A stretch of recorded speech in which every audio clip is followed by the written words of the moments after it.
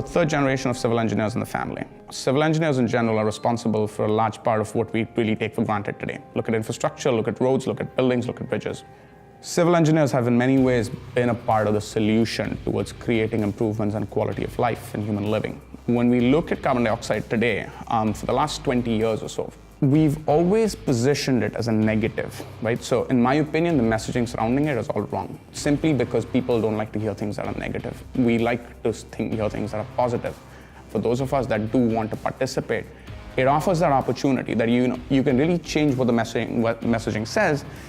And what it leads to is this idea of how do you really influence not only opinion but actions. If you say, well, instead of penalizing carbon dioxide because we're worried about a 2 degrees Celsius threshold, we're going to create an incentive structure that helps us achieve a 2 degrees Celsius threshold. It becomes attractive. It becomes politically attractive. It becomes attractive to industry because they're the ones who are actually going to implement it.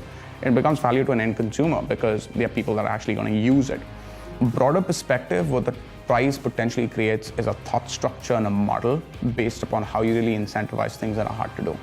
I think specifically in the context of carbon dioxide, which is something which is heavily politicized and in some cases very, very debatable, it creates a way to be able to address challenges of this sort. I think that's really the big win, so to speak, creating this framework, creating this model, because that's really what we need to see. We need to show that it's enabling.